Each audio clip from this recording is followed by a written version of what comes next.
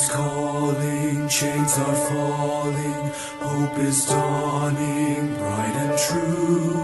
Day is breaking, night is quaking, God is making all things new. Jesus saves.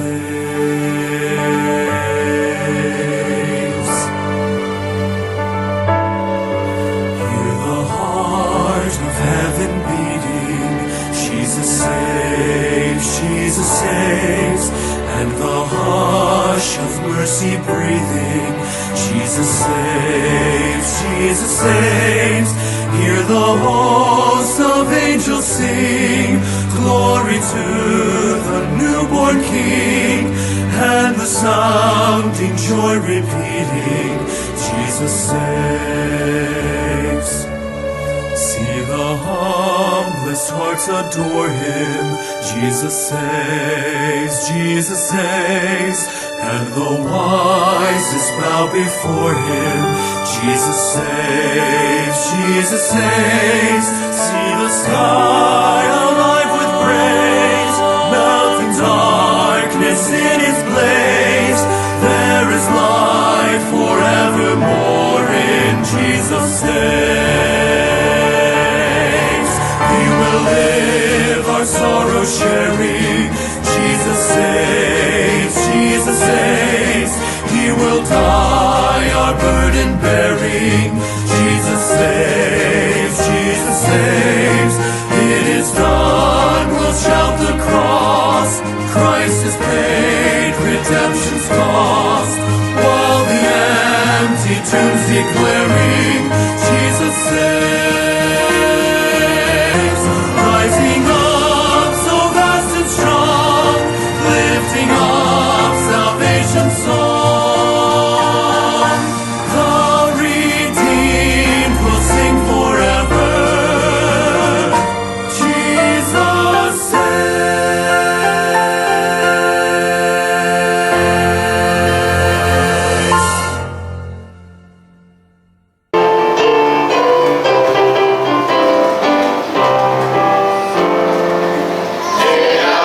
To your work, we are servants of God.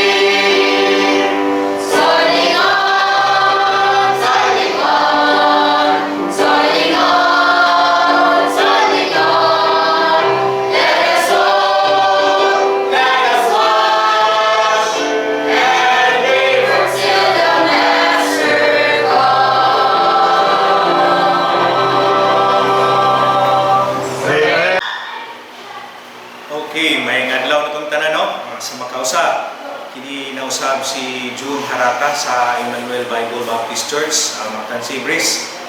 Niya karon sa pag-share sa inyo sa pipila sa mga pulong sa Ginoo na maghatag natog kalinawan sa ato ang kinabuhi or kahayag diha sa ato ang salabutan karong adlaw. Okay, dito maglangan. Today atong hisgutan kining kaluwasan, nganong ang kaluwasan nga grasya man, nganong ang kaluwasan nga grasya nga dili kita ang nihimo, dili ang Ginoo. So mo na tong topic karon, ngano nga ang kaluwasan grasya. Okay, number 1, ngano nga ang kaluwasan grasya tungod kay ang Ginoo mismo ang nihimo nini. Siya ang nihimo nini, in Ephesians Kapitulo 2, versikulo 8, ingon ang pulong sa Ginoo, kay tungod sa grasya kamo nangaluwas pinaagi sa pagtuo ug kana dili sa inyong kaugalingon, kini ang gasa sa Dios. Okay, tungod sa grasya kita nangaluwas ang sa paagi man pinaagi sa ato ang pagtuo. Okay, of course, way back 2,000 years ago, the life of Jesus Christ shed abroad. So, iyang giula ang iyang dugo, ipakamatyan ta niya, tumudog alang sa kapasayloan sa atong mga sala. Ingon si Peter, behold the Lamb of God which taketh away the sins of the world. Sa unsang pamaagi man nga mahimong agrasya ang kamatayon diha ni Jesus Christ diha sa imong kinabuhi. Usargi ang requirements, mura gyud siyang tuhuan nga imuhang manluluwas nga atong iyang kamatayon dito sa cross tungod alang sa kapasayloan sa mga sala sa kalibutan. So mao nahimong grasya tungod kay dili magud sa ato ang pagpaningkamot, dili man ang ato ang pagpaningkamot na maghimo tag maayo, maghimo tag mga charity or something nga makapahimuot sa pipila sa mga katawhan. Of course indot gyud ang mahimo tag maayo sa mata sa tao, sa mata sa Ginoo, of course, pero magistot na gani kag kaluwasan sa imong kalag kanang imuhang gibuhat nga maayo atubangan sa daghang katawhan. Dili mo gud na mao ang requirement sa Ginoo. Sa gid ang ihang requirements mo tuo gyud kaniya na siya ang imuhang manluluwas, siya ang imuhang Ginoo para makabatud kag kinabuhi walay katapusan. Anong nahimong grasya ang kaluwasan tungod kay si Kristo mismo ang gibuhat sa kaluwasan para sa tibuok katawan. Number 2, nganong ang grasya nahimong nganong ang kaluwasan nahimong grasya tungod kay bililhon kayo ang kamatayon ni Kristo dito sa cross. Katong kamatayon dili ito pasiatab lang sa katawhan nga namatay siya aron sun-on ba kada Abril mo man ay naa sa mindset sa tao nga namatay si Kristo, ipakita nila ang giunsa pagpatay si Jesus Christ, pero wala nila makuha ang tinuod nga mensahe nato nga kamatayon. Katong nga mensahe kung imong sudumon ang naa sa imong nakita nga salida, imong sudumon lang ba ang mensahe niya to, no? Tungod alang sa kapasayloan sa atong mga sala. Nga ingon ang pulong sa Ginoo nga kita mga makasasala niya ang bayad sa sala kamatayon. So of course naagi mamatay aron bayad sa sala. So ang requirements sa Ginoo kay dili man ang ato ang kamatayon nga makapahatag taog kinabuhi dayon luyon ning kinabuhi ang kamatayon magid sa nating karnero nga walay sala, walay mancha. Ang kinabuhi magid ni Jesus Christ din sa cross sa Kalbaryo. Unta pwede raman niya nga tawagon ni ihang mga apostoles kay siya gyud pinakagamhanan, siya gyud pinakalabing in other words powerful sa tibuok kalibutan sa whole universe. Pero ngano jud nga iyang mismo pinalanggang anak na si Jesus Christ nabugtong ipagkatao diri sa kalibutan aron lang patyon, aron lang gubayad sa mga tao nga dili amayan. Mga katawhan karon dili man moobey sa Ginoo. Silang tanan disobey magid kay gusto magid nila nga unsay naa nga ilahang namatan nga kahayag or pud ilang sundon antud sila mamatay. Pero ang pangutana kana ba nga kahayag makapahatag ba na nimo kinabuhing dayon? Makadala ba na nimo sa dito sa ginarian sa Dios? Wala mo gilain kaluwasan diha ni bisan kinsa nga lain kay walay lain nga ngalan sumala sa pulong sa Ginoo, gipadala ang Ginoo diri sa kalibutan aron ang kalibutan makabaton og kinabuhi diha lamang sa ngalan ni Ginoong Hesus. Ato mo na siyang mabasa Inamoy Bible sa inyo ha, basaha diha sa Buhat 4:12. Ingon ang pulong sa Ginoo, walay kaluwasan diha ni bisan kinsa nga lain, kay walay lain nga ngalan ilalom sa langit nga gihatag sa mga tao diin pinaagi ni ini kita kinahanglang maluwas. Ngalan lamang ni Ginoong Hesus ang makaluwas sa kalag sa tibuok kalibutan. Mo na nahimong grasya ang kaluwasan tungod kay nibuhat mismo sa ato ang kaluwasan. Notice the word, ang Ginoo gid mismo. Siya gid. Kaya o kita'y pabuton sa atong kalawasan, o kita pa'y nihimo sa atong kalawasan. Kaya siguro naprinda namin nato ang kalawasan. Kay sa laptop pag-istorya, kini mga tao, damhag mo kita. Wagi matarong na to, wala bisan usa. Mahal lang ta siguro, atubangan sa tao, pero nagtalikod. Magpakita kita nga tawanon ta.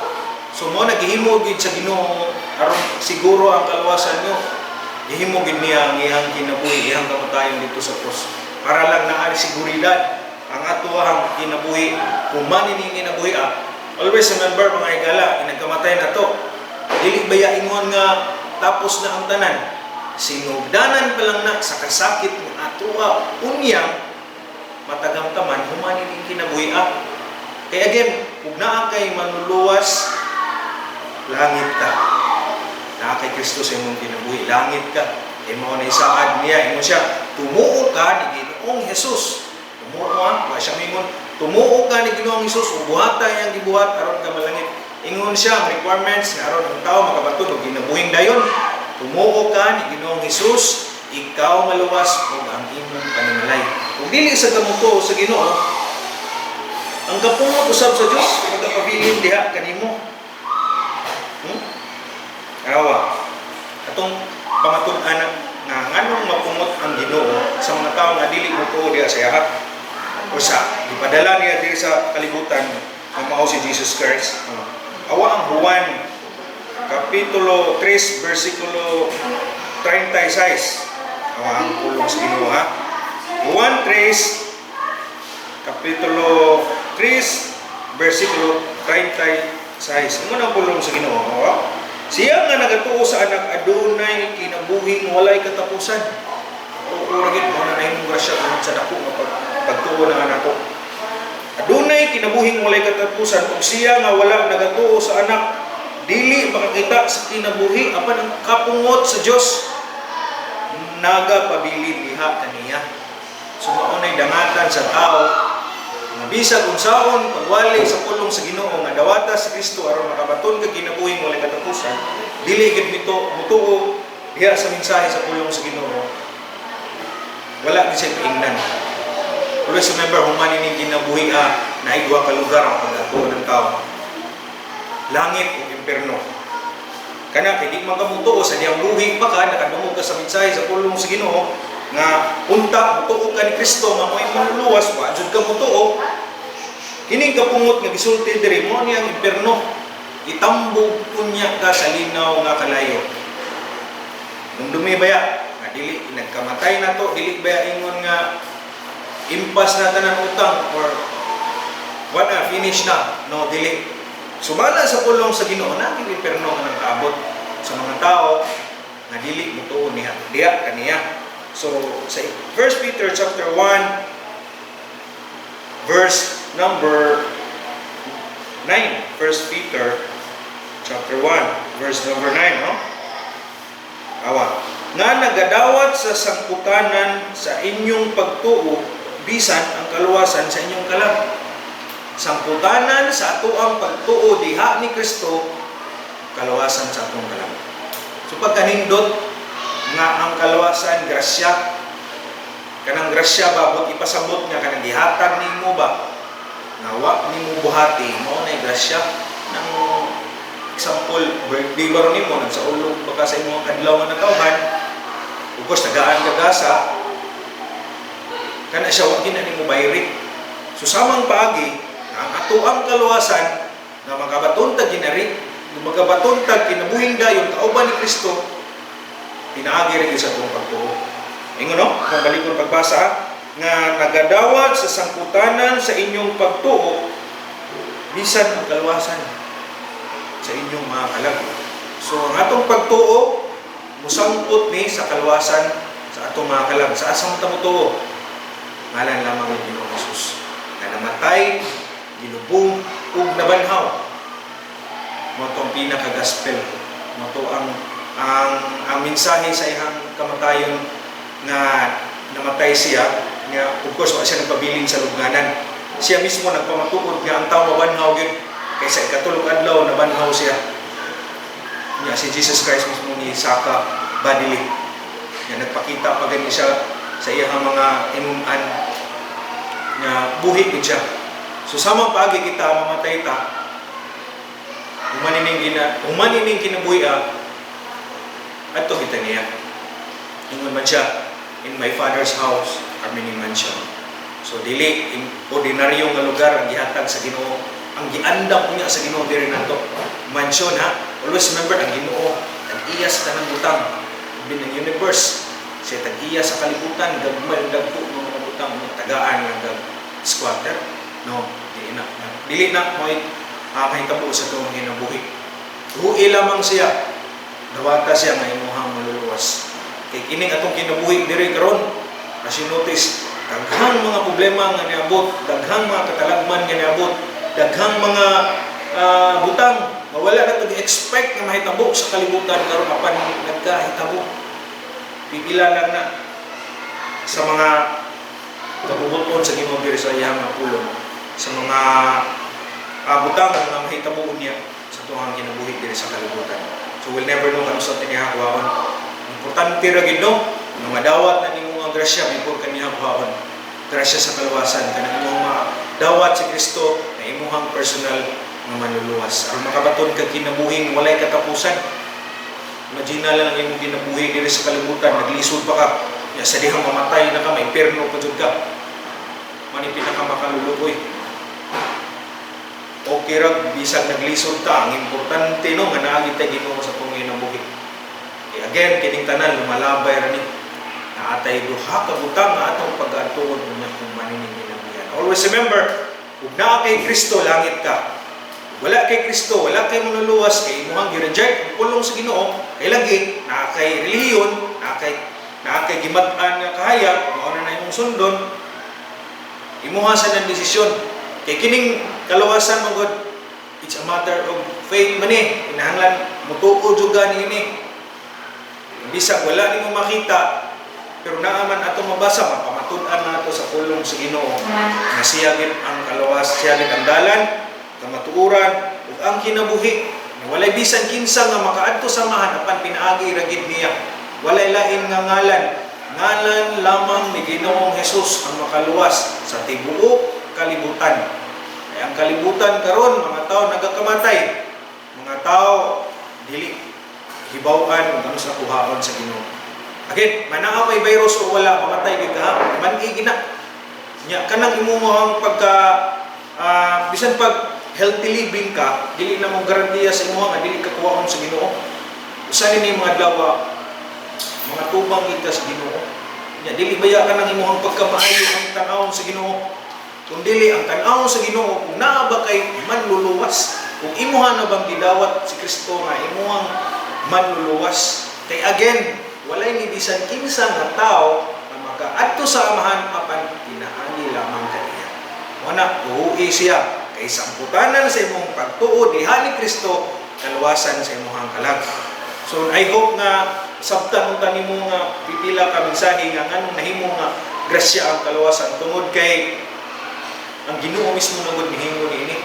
So dili kita wa kita labot sa kaluwasan. Niabot na ni grasya na nato karon tungod sa iyang dako makaluoy diri nato. Ikaluy-an lang ta. So kay ikaluy-an man ta, ningon na siya nga ato siyang dawaton pinaagi sa atong pagtuo aron kita makabaton og kinabuhing walay katapusan.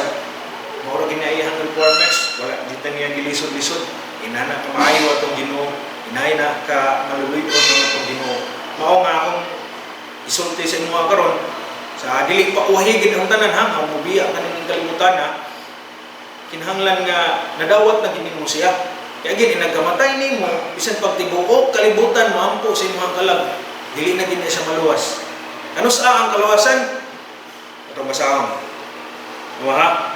2 Corinthians 6 verse number 2. Ano sa ang kalawasan? Ano sa ang gina ang kalawasan, Brad? Anong sige ramang tag-isgod na? Ano sa ang gina? 2 Corinthians chapter 1, kapitulo 6, versikulo 2. Ingon ang pulong sa Ginoo.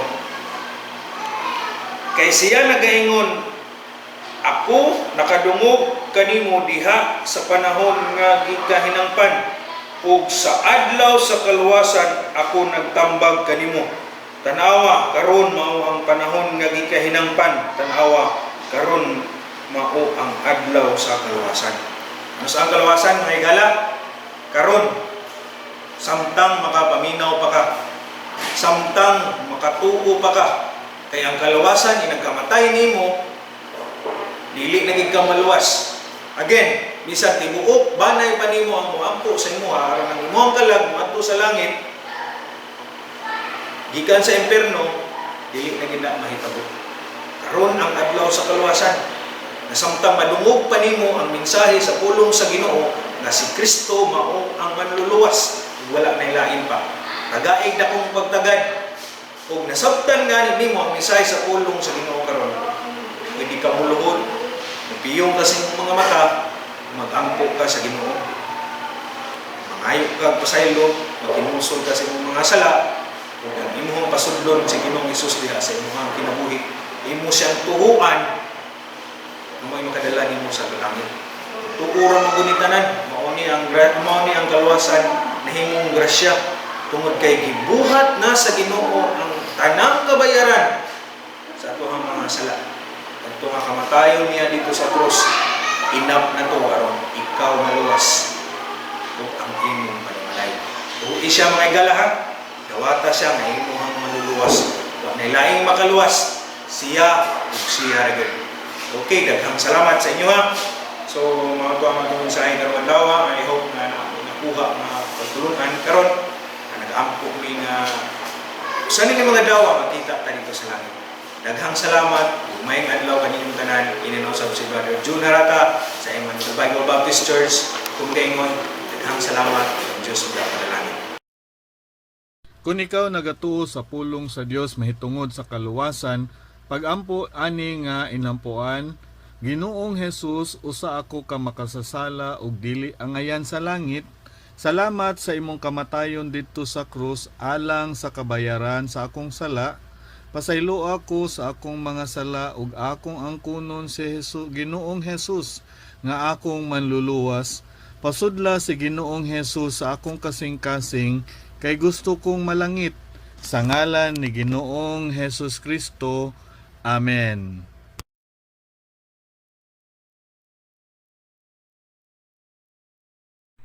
Higala kon ikaw na panalanginan kini nga mao nga broadcast karon amo nga paghangyo kanimo nga paibawa kami pinagi sa pag-text kanamo or pinagi sa pag-message sa amo ang Facebook page ug kami malipay mo tabang kanimo ug mogiya kanimo sa kamatuoran nga ang kaluwasan pinagi lang ni Ginoong Hesus ug ang kasiguruan naa lamang sa iyahang pulong ug ikaw makabaton niini nga kasiguruan kabag-uhan sa kinabuhi ug malipay kami mo tabang kanimo mga higala.